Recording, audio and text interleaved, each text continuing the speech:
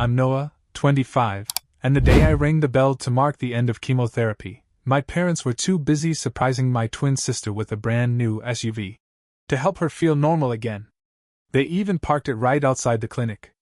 I was bald, down 20 pounds, shaky on my feet, with a chemo port still in my chest, and there it was.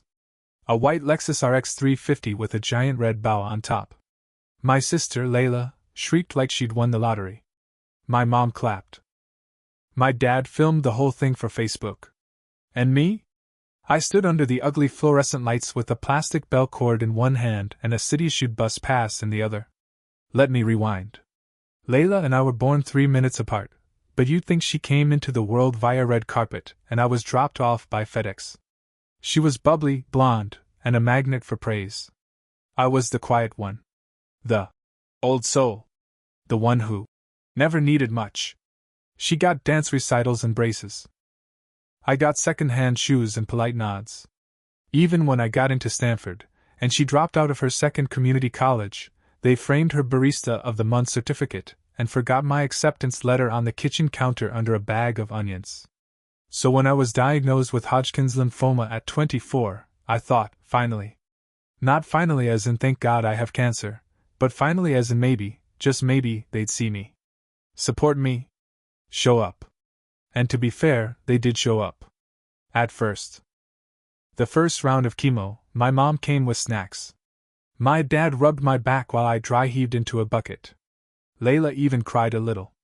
But by round 3 Mom had church commitments. Dad had work stress. Layla got a new boyfriend with a Jeep and suddenly my appointments were just inconvenient. By round 6, I was taking the bus alone, wearing a surgical mask and holding my puke bag like a handbag. I stopped hoping they'd notice. Then came that final day. The bell-ringing day. The day I was supposed to feel victorious. Instead, I watched my sister unwrap leather seats and Bluetooth navigation while I clutched a "Congrats, champ!" balloon in a bus pass loaded with $45. They said the car was for her mental health. She's been through so much too, Mom whispered, like my illness was her trauma. I didn't say a word. Not that day.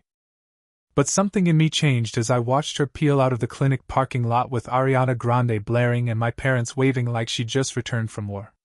That day, I decided something. If they wouldn't celebrate my survival, I'd do it myself. I didn't go home that night. Instead, I rode the bus to the end of the line, changed lines, and rode again. No destination, just motion. It was the first time in months I felt like I was in control of where I was going, even if it was in circles. By 11 p.m., I was sitting on a bench outside a 24-hour diner, still in my "I kicked cancer's ass" t-shirt, which now felt like a cruel joke. My phone buzzed, a text from Mom. "We're so proud of you, sweetheart. Hope you love the balloon. Layla's therapist said the car will help her process all the stress she's been under. Love you." I stared at that message for a long time, wondering what kind of parent comforted the witness instead of the victim. Then I called the only person who never asked me to perform my pain like a halftime show, my old college roommate, Jonah. Jonah picked up on the second ring. "Dude, you rang the bell today. I've got cupcakes and whiskey. Get over here." That's how I ended up on his couch, socks mismatched, frosting on my nose, holding a glass of Jameson with trembling hands and the weight of a whole childhood pressing down on me. We didn't talk about cancer that night. Not really. We talked about comics, the dumb professors we had, the fact that Jonah still believed cilantro tasted like soap. He didn't ask how I was doing, he just saw me. No spotlight. No pity parade. Just Noah. His weird, stubborn, half-broken friend who somehow made it. Around 3 a.m., I checked Instagram. Layla had already posted 3 stories. Survivor twin ringing the bell. So proud of my brother! With a boomerang of herself crying, then a slideshow of the car, and finally a selfie with the caption. What a day. Feeling so blessed. I'd been tagged once. The balloon was in the background. That's when I made the decision. Not just to move out of my parents' house, that was already overdue. I was going to start something. A blog? A channel? Something raw, honest, and ugly. A place to put the parts of myself no one clapped for. Because if my family couldn't see me after I survived cancer, maybe the world needed to. The blog went live 3 days later. I called it Bus Pass Survivor. The first post was short. Just a photo of my swollen, bruised arm next to a wrinkled transit card and a caption that read, "She got a Lexus. I got public transportation. But I'm still here. Still fighting. Still moving forward." I didn't expect anyone to care. But by the end of the week, that post had been shared over 80,000 times. There were comments from other cancer survivors, some who'd been celebrated with confetti and hugs, others who'd been ghosted by friends, dumped by partners, or, like me, made to feel like their suffering was inconvenient. People poured their grief and rage and resilience into my inbox. One message stood out. It was from a girl named Macy, 19, with leukemia. She wrote, "My parents bought my brother a puppy when I got diagnosed because he was stressed too. Thank you for saying the part no one says. I sat in Jonah's kitchen that night, phone in one hand, spoon in the other, eating cold mac and cheese out of a pot. Jonah walked in and blinked at the screen. 'Dude, is that the girl from that Netflix doc?' I nodded. She followed me. 'Bro, you're internet famous. You're the chemo kid with a keyboard.' By the next week, a local radio host invited me to talk about the blog. Then a podcast. Then an op-ed for the college paper I used to write for. The story spread because it wasn't just about cancer. It was about being invisible in your own family. About how some survivors aren't wrapped in ribbons, they're just trying to get to their appointments on time without collapsing. My parents found out when one of Dad's coworkers forwarded him a BuzzFeed article. Twin gets bus pass while sister gets luxury car. Cancer survivor calls out family bias in viral blog. They didn't call. They didn't comment. But Layla posted a Notes app screenshot on Instagram that said, "I'm sorry if anyone felt overshadowed. I was going through things too." No mention of me by name. Then she blocked me. A week later, my parents showed up, unannounced, at Jonah's apartment. They didn't bring flowers or food. Just a gift bag. Inside was a Hallmark card and a Target gift card for $200. "We figured this was more your speed," Dad said. I swear to God. That's what he said. Jonah, standing behind me in his pajama pants and Rage Against the Machine shirt, muttered, "You want me to throw them out, or do you want to do it?" I just laughed. The kind of laugh that sounds a lot like pain. They didn't leave right away. My mom hovered near the kitchen island, eyes darting like she was looking for the moral high ground. "You could have talked to us, Noah," she said, "instead of this public spectacle." "A spectacle?" I echoed, picking up the Target card like it was radioactive. I posted one photo. That's less public than Layla's Instagram reel with 15 filters and a voiceover about inner strength while she posed next to a car I didn't even sit in. She was dealing with trauma too. Dad said like that line came from a script. I had the cancer. I snapped. Remember that part? Jonah leaned against the doorway, arms crossed. He also had to Uber to his first biopsy because you were in Tahoe. My dad's jaw clenched. That's not fair. You know what's not fair? I said, finally facing them full on.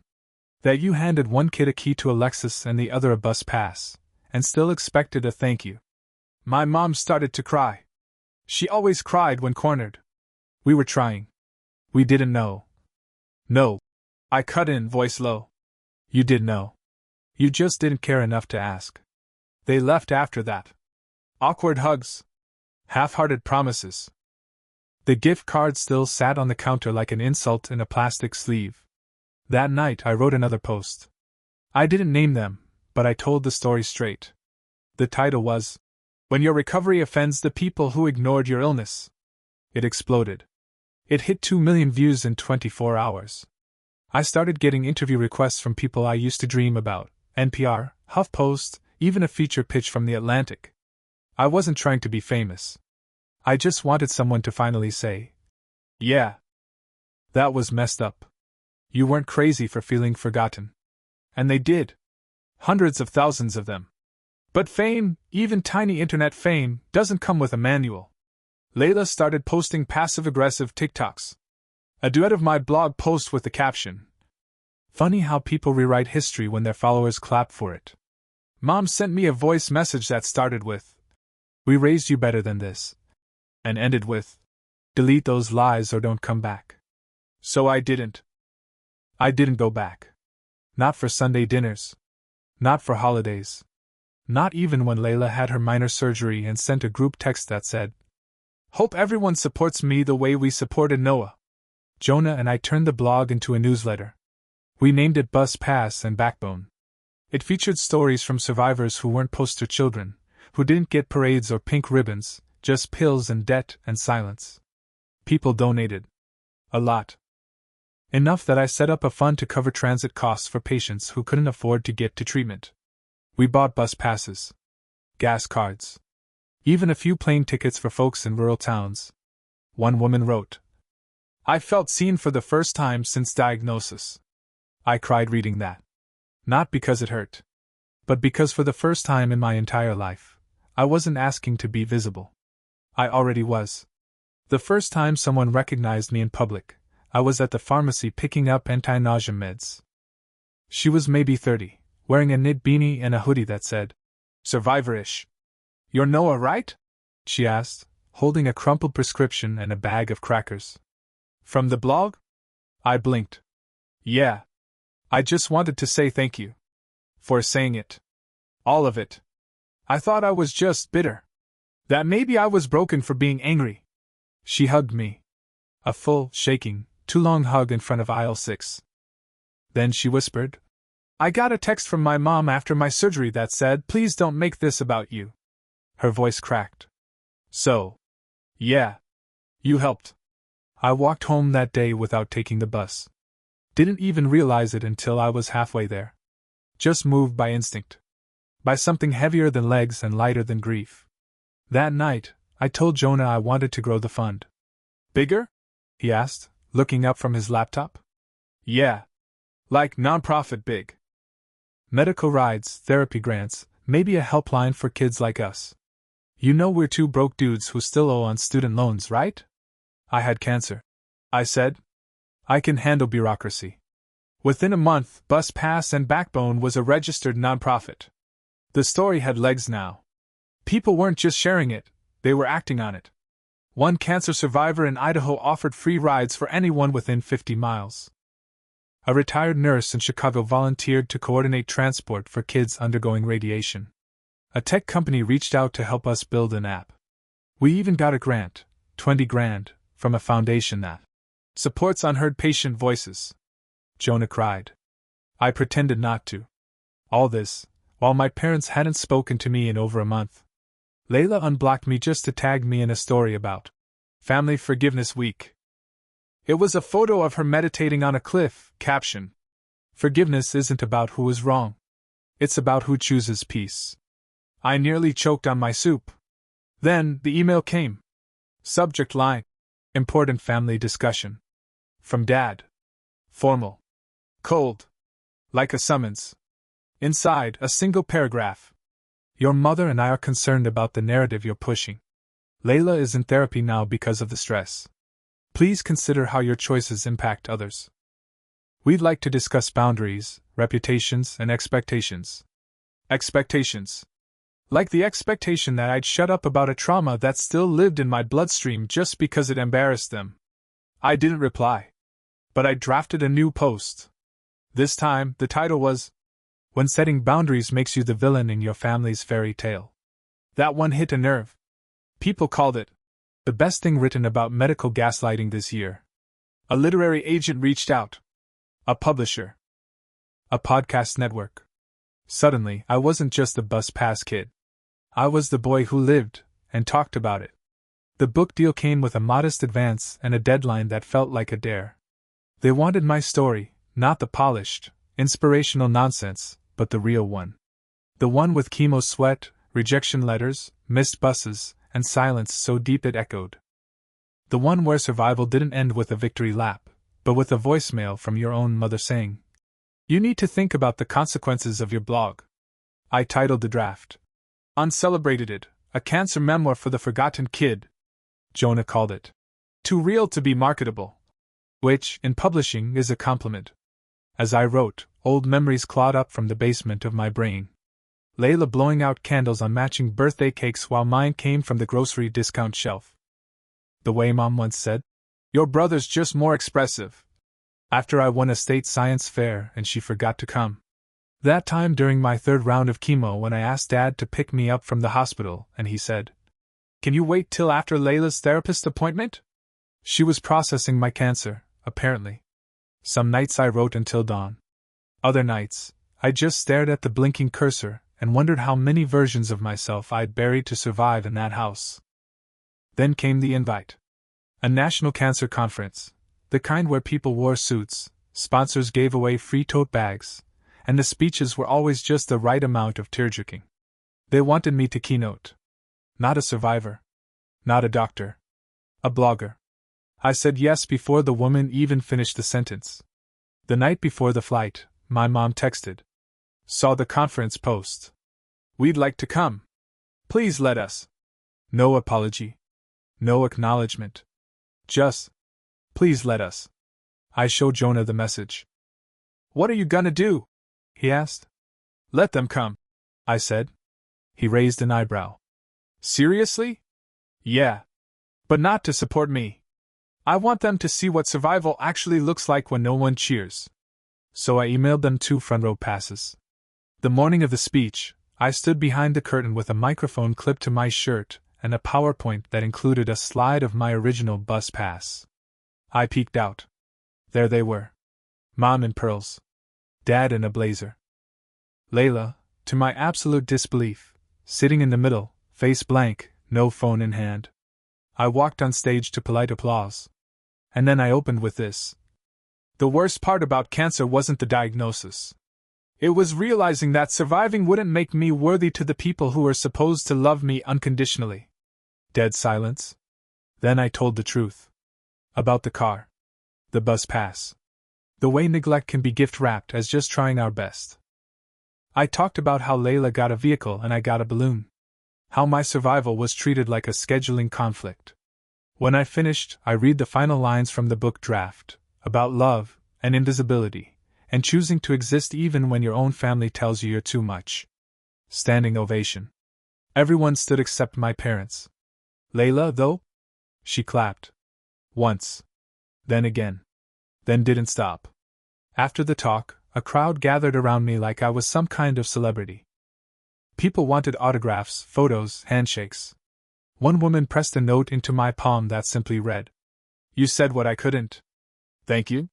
I kept scanning the room for my parents. For Layla. I half expected them to disappear before I even made it off stage. But they were still there. Sitting stiff and quiet in their front row seats like they'd just been scolded by the entire oncology profession. Layla stood first. She walked up slowly, her heels louder than her voice. "Can we talk?" she asked. I nodded because despite everything, she was still my twin. Still the person I once built blanket forts with and defended in 2nd grade when a kid stole her glitter pens. We stepped out to the atrium, quiet except for a humming vending machine and the low murmur of other attendees. "I read the blog," she said. "All of it." I nodded again. And at first I was pissed. Because it made me look like a selfish brat. "You acted like one," I said gently. She didn't argue.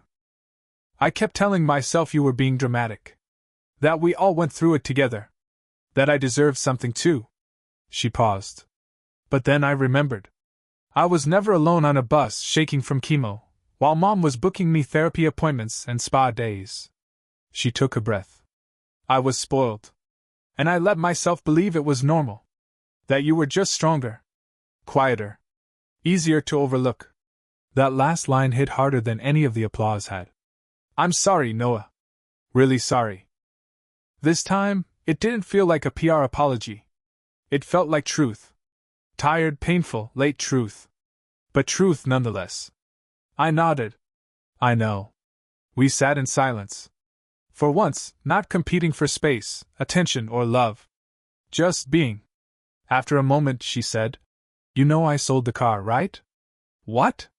I couldn't look at it without thinking about that day. Traded it for a used Honda and donated the rest. I blinked. "Seriously?" She pulled out her phone, scrolled, and showed me the receipt. A donation in my name.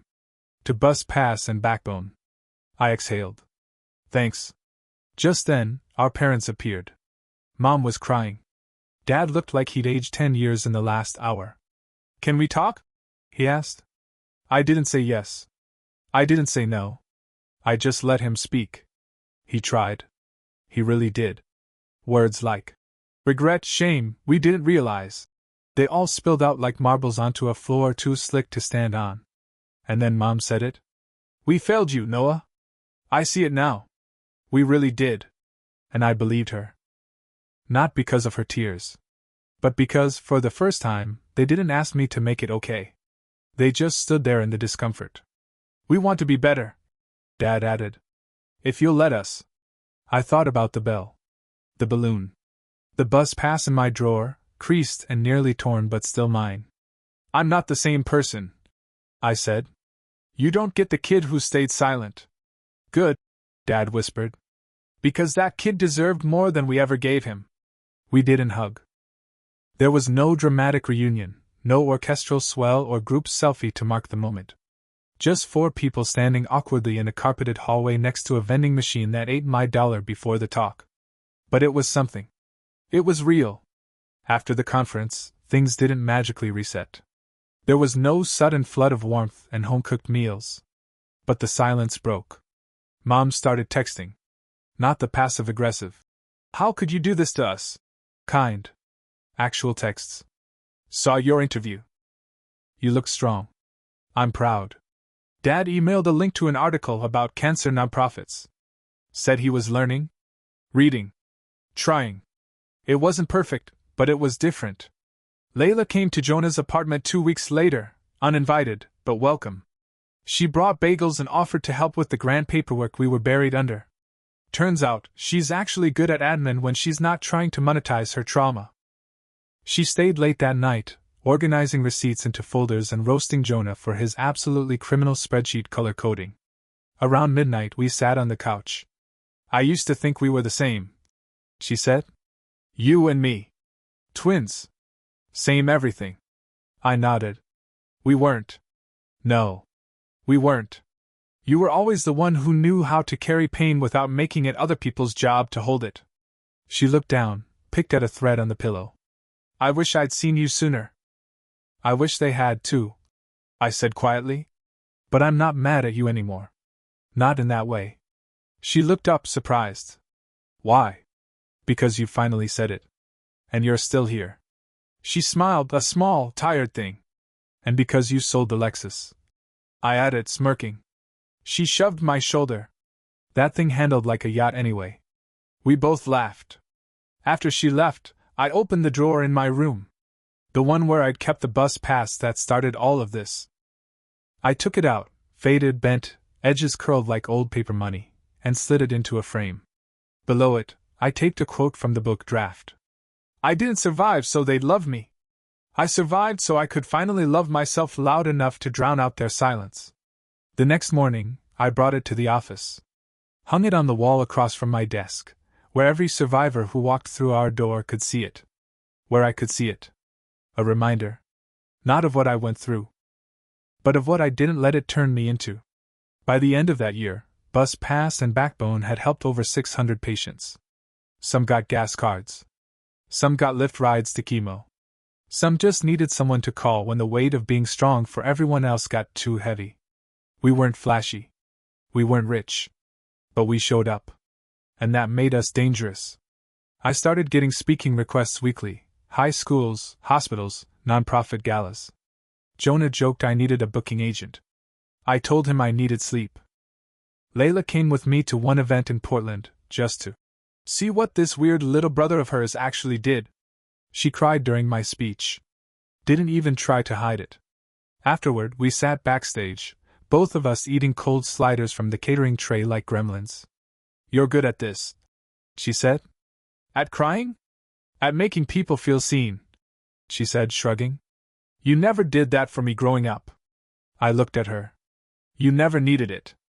I did, she said, eyes sharp. You just weren't allowed to notice. You were too busy being invisible. It landed like a punch. Because it was true. Layla wasn't the villain. She was the mirror. She took up all the space I was told not to want. And when I stopped fighting for my own seat at the table, I built a whole new table instead. That night, I asked her to join the board of the nonprofit. Not as a sibling favor. As a peer. I need someone who understands how much damage silence can do, I told her. And how to translate that into action. She nodded. You trust me with this? Only if you stop using Comic Sans on your spreadsheets. Deal. When we announced her appointment, the comments were split. Some people were angry. Called it hypocritical. Said she didn't deserve a platform after the Lexus debacle. Others said it was powerful. Healing. That reconciliation wasn't a performance, it was a process. And I agreed. Because this wasn't about optics. It was about the girl who got the car finally choosing to ride the bus alongside the people her privilege had bypassed. Later, back at the apartment, Jonah asked if I thought I'd ever forgive our parents fully. I didn't answer right away. Then I said, forgiveness isn't a door I walk through. It's a porch light I leave on. In case they ever want to learn how to come home properly. He nodded. What if they never do? Then I'll keep doing what I do.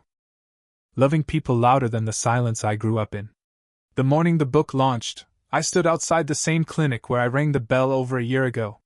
Same cheap plastic chairs, same chipped parking lot lines, same tired receptionists flipping through intake forms behind the glass. But this time, I wasn't there for treatment. I was filming a segment for the local news. They wanted a shot of me returning to where it all began. Standing next to the framed bus pass now hanging in the waiting room. I donated it last month, along with a dozen prepaid Metro cards for patients who couldn't afford the trip to treatment. The nurses called it Noah's Wall. I didn't ask them to. But I didn't stop them either. The news anchor was running late, so I just stood there in the lobby, looking around. It was quieter than I remembered. The kind of quiet that lets thoughts sneak in sideways. I thought about my first day of chemo, the way the nurse tried to crack a joke while inserting the 4, and how I laughed too hard just to prove I was fine. I thought about how many times I'd thrown up in that parking lot. And then I thought about the kid sitting across from me now. Early 20s, maybe? Thin. Pale. Staring into nothing. His arm wrapped in gauze. His mom was on her phone. She didn't look up once. When he noticed me watching, I gave him a nod, the kind survivors pass to each other like a secret handshake. He nodded back barely. I walked over and handed him one of the prepaid transit cards. Use this to get somewhere better after this place, I said. He looked at it like it might dissolve in his hand. Thanks, he whispered. The anchor showed up then, heels clacking against tile, makeup camera ready. We did the interview. She asked the usual questions. How did the blog start? How did it feel to go viral? What do you hope people learn from your story? And I gave the usual answers. It started with a bus pass. It felt like being seen for the first time. I hope they learn that being forgotten doesn't mean you're wrong, it means it's time to make noise. But after we wrapped, she asked one last question. Off the record. Do you think your parents will ever really get it? I paused. They don't have to. I said. I do. That night, we held the launch party at a rented community center with scuffed floors and Christmas lights strung across the ceiling. We could have afforded a fancier venue. The book pre-sales alone had paid Jonah's rent for the year. But I wanted it to feel like the places that kept me going. Dented, warm, unpolished, real. The room was full. Survivors. Donors. Nurses. Kids who'd only ever known me through blog posts and inbox replies. Some wore buttons with my bus pass logo. One girl made a tote bag that said, I'm not invisible, I'm just quiet. Layla stood near the snack table, holding a clipboard, wrangling RSVPs and allergy-friendly cupcakes like she'd been doing it her whole life. Jonah was arguing with the Wi-Fi router in the corner. I stood at the front of the room, mic in hand, and told the story again. Not the pain, everyone knew that part by now. I told them about the after. The good kind. About the kid in Kansas who used our Lyft fund to get to radiation on his birthday. About the woman in Ohio who wrote, Your story got me out of a 3-year silence with my brother. About the 74-year-old man in Denver who emailed me one sentence. Thank you. You reminded me I still matter. I talked about healing, not as a finish line, but as a road you build yourself, one bus stop at a time. Then I read the dedication from the book, aloud. To every person who fought for breath while others talked over them. You are not invisible. You are not overreacting. You are the reason I kept writing. The applause hit me sideways. Not because it was loud, but because it was earned. Afterward, as people filtered out and Layla boxed up leftover cookies, my phone buzzed. A text. Dad. We just finished the book. I didn't know how much I didn't know. If you ever want to talk, I'll be where I should have been all along. Listening. I stared at it. Felt the urge to cry. Didn't. I simply typed. Maybe. But thank you for reading it. I didn't send anything else. Because sometimes healing means you don't have to rush in to fix the silence. Sometimes you just let the quiet do its work. Later, back at the apartment, Jonah was half asleep on the couch, laptop open, a beer slowly tipping on the armrest. I sat next to him, kicked my shoes off, and looked at the corkboard across from the kitchen. There it was. The framed bus pass.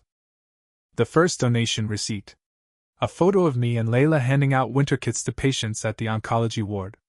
A sticky note with, "You're allowed to take up space," written in thick black Sharpie. My story wasn't a tragedy anymore. It was a blueprint. For every forgotten sibling, every silent survivor, every kid who ever sat alone in a clinic wondering if anyone would notice if they stopped fighting. I notice. I always will. And one day, when someone else needs to be seen, I'll hand them a pass. Not just to the bus, but to the truth. You matter. Even if no one claps when you ring the bell. Especially then.